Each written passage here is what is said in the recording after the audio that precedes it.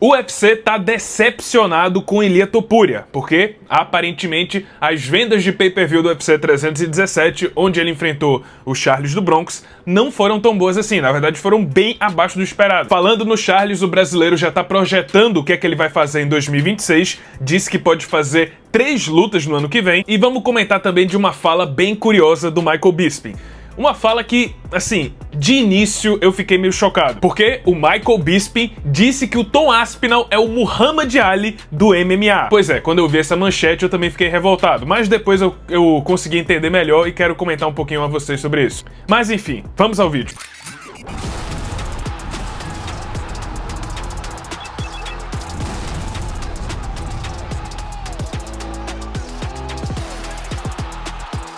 Pessoal, no UFC Paris desse sábado vai ter promoção especial da Stake, valendo nas 2 lutas principais da noite. É o seguinte, se Caio Borralho vencer Nassourdine Imavov e o Maurício Ruffi vencer o Benoit Saint-Denis, teremos odds multiplicadas pagando mais de 3-1. E não importa o método, se um vencer por nocaute, outro vencer por decisão, se os dois vencerem por finalização, isso não importa. O que importa é, se o Caio Borralho e o Ruffi vencerem suas respectivas lutas, você vai ter odds multiplicadas pagando mais de 3-1 nessa promoção desse sábado. Você encontra a promoção na aba de multiplicador de odds e para participar basta você criar sua conta na Stake com o link aqui no primeiro comentário fixado. Se pedirem o código, coloca lá Figueira UFC tudo junto. Dado o aviso, vamos seguir com o vídeo. Vamos começar falando então do Ilia Topuria. A gente sabe que o UFC hoje em dia tá com uma certa carência de grandes estrelas. Digo isso porque se a gente comparar com 10 anos atrás, o UFC tinha várias estrelas em atividade e em ascensão. Tinha um auge da Ronda Rousey, o Conor McGregor, Anderson Silva ainda tava por lá, John Jones ainda tava nativa. Enfim, parecia que cada categoria tinha sua respectiva estrela. Diferente de hoje em dia, que não tem aquele grande chamativo, aquele cara que fura a bolha. Mas existem as promessas, aqueles caras que estão chegando lá, que é, por exemplo, o Khamzat Chimaev, o Charles do Bronx, o Alex Poatan e, claro, a maior aposta, eu diria, o Ilia Topuria. Tanto que a ascensão do Ilia Topuria vem sido constantemente comparada à do Conor McGregor. Mas, pelo visto, os resultados, pelo menos nas vendas de pay-per-view, não estão sendo nem um pouco parecidos. Porque, segundo o jornalista Luke Thomas, acontece que o UFC 317 vendeu bem abaixo do esperado e que o UFC ficou decepcionado com os números. Não só isso, mas ele comparou com o evento seguinte, né, o UFC 318, que foi Poirier contra Holloway, 2 caras que não estão no auge da popularidade, muito pelo contrário, Poirier estava fazendo sua última luta e o Holloway tá vivendo aquele momento regular, digamos assim, já que ele vinha de derrota para o Topuria, e mesmo assim, essa luta, a despedida do Poirier, vendeu mais do que Topuria versus Charles. E vamos lá, o que eu acho a respeito disso? Primeiro que eu não fiquei muito surpreso, eu imaginava que o UFC 317 não seria aquele boom, sabe? Aquele UFC que vai passar da marca de 1 milhão de pacotes de pay-per-view, coisa do tipo. Na semana da luta, eu já vinha dizendo que eu não tava sentindo aquela presença do Topuria, não achava que ele movimentava tanto assim em comparação ao Conor McGregor, que ele é constantemente comparado. Pra falar a verdade, o Topuria na semana inteira foi vaiado pela torcida. E pra tentar chamar atenção, pra tentar fazer mais número, ele comprou seguidores na semana do UFC 317. Isso aí foi divulgado. Mas existe uma forma de enxergar isso com um copo meio cheio. Primeiro é que o Topuria venceu a luta. Diferente, por exemplo, do O'Malley, que perdeu o UFC na esfera, que realmente poderia projetá-lo para um novo patamar. O Topuria venceu o Charles, venceu de forma incrível e o nocaute repercutiu muito pelo mundo. Eu diria até que esse nocaute do Topuria contra o Charles furou a bolha, realmente, foi impressionante. Então, por mais que não tenha vendido tantos pacotes pay-per-view assim, a repercussão da luta foi muito grande. Em outras palavras, rendeu frutos e acho que vão ser colhidos no futuro. O Topuria hoje é sim uma estrela. E o segundo ponto que eu quero comentar aqui é que isso veio num momento muito bom, pelo menos pro Topuria. Essa falha, esses números baixos, daqui a pouco nem vão ser mais relevantes, porque pay-per-view vai ser totalmente irrelevante a partir de 2026. Não vai ter mais a cobrança, não vai ter mais esse sistema de pay-per-view. Nos próximos 7 anos, todos os eventos do UFC vão ser transmitidos na Paramount Plus e até em TV aberta. Então a métrica vai ser completamente diferente. Mesmo que agora as próximas lutas do Topuria chamassem mais atenção, vendessem mais pay-per-view, eu tô começando a achar que o UFC vai querer deixar ele reservado pro ano que vem. Não vão querer usar ele ainda no acordo com a ESPN, querem deixar ele pra Paramount Plus, pro novo acordo. concordo, pra começar com o pé direito. Mas enfim, no fim das contas, eu acho que esse detalhe vai se tornar irrelevante, que ele não vendeu tanto pay-per-view assim,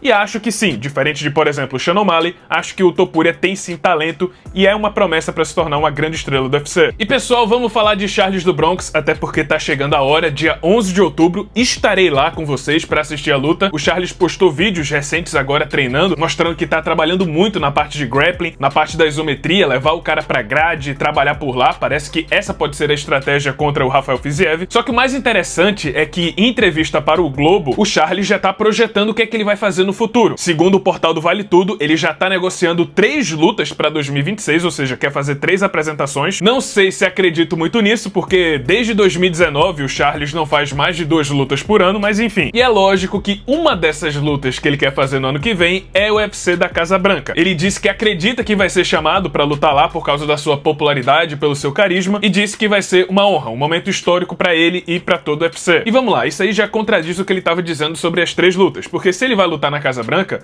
um combate que vai ser só em julho de 2026, eu duvido muito que ele vai fazer uma luta entre o Fiziev e a Casa Branca. Não vai querer arriscar perder esse passe pra lutar lá. E sim, eu acho que o Charles pode ser fundamental pra esse evento na Casa Branca, porque ele pode ser o par perfeito para o Max Holloway. Holloway, que não luta mais esse ano, falou que tem uma lesão na mão e só deve voltar ano que vem. Acho eu que ele vai ser reservado também para a Casa Branca, por causa do cinturão BMF, o único cinturão em posse de um americano. Então se o evento é nos Estados Unidos, na Casa Branca, ainda comemorando a independência americana, é lógico que tem que ter pelo menos um americano segurando o cinturão. Vai ser ou a Kayla Harrison ou o Holloway, ou os dois. E o par perfeito para o Holloway numa disputa de cinturão BMF no momento é o Charles do Bronx. Ou ele, ou talvez o Dan Hooker, já que ele também combina com esse perfil do BMF. Mas lógico, o Charles faz muito mais barulho. E pra não perder esse passe, eu não acho que ele vai fazer uma luta no primeiro semestre de 2026. Ou seja, ele só deve fazer 2 lutas no ano que vem. Ou não, né? A gente sabe como o Charles é. Ele tá voltando agora depois de ter sido brutalmente nocauteado e depois de pouco tempo. Quem sabe ele faz uma luta depois do Fiziev e aí a gente só torce. Só torce pra que o melhor aconteça. E vamos falar agora sobre uma declaração que,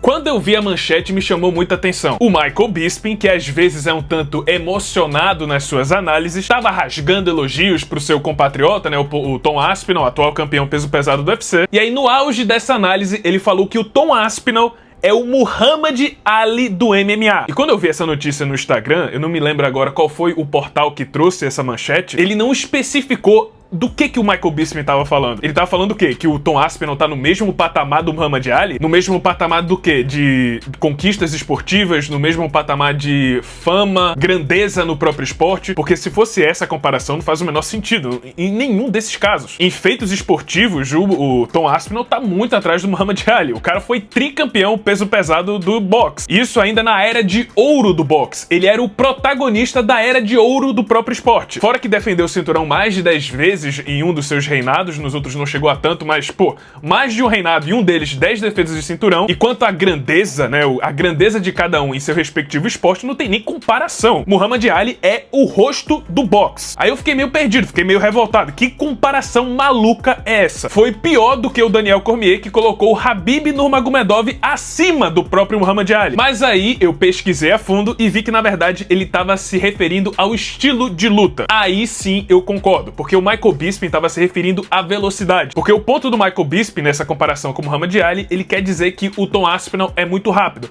Rápido demais para um peso pesado comum. Ele tem leveza nos pés, se movimenta muito bem, tem combinações muito boas para a categoria que a gente não tá acostumado a ver todo dia. Então nesse ponto a comparação com o Ali faz muito sentido, porque o Muhammad Ali também era muito mais rápido do que a sua concorrência lá na época que ele competia. Outra comparação que ele fez ao Tom Aspinall é do Georges St-Pierre, naquele sentido que ele é um lutador muito completo. E esse aí eu concordo completamente. Eu acho que sim, o Tom Aspinall é o Georges St-Pierre do peso pesado e tem tudo pra ser o campeão mais dominante da história dessa categoria. Porque ele tem tudo. Tem um boxe afiadíssimo, tem um ótimo nível de jiu-jitsu. Por exemplo, contra o Ciryl Gane, ele pode fazer o que ele bem entender. Pode trocar com o Ciryl Gane e talvez até ganhar na trocação ou botar ele pra baixo e finalizar. Ele pode jogar na fraqueza do Gane ou até bater de igual pra igual com a força do adversário. Isso é que o Georges St-Pierre fazia. Isso é o que o John Jones fazia no auge. Mas me digam vocês, eu tô ficando maluco, tô indo na onda do Michael Bisping ou o Tom Aspinall é essa Coca-Cola toda mesmo? Deixa aí sua opinião nos comentários. Mas é isso, esse foi o vídeo, espero que tenham gostado. Se você gostou, deixa seu like, se inscreve no canal, já ativando o sininho das notificações para não perder o próximo conteúdo. E é isso, muito obrigado por terem assistido e até a próxima.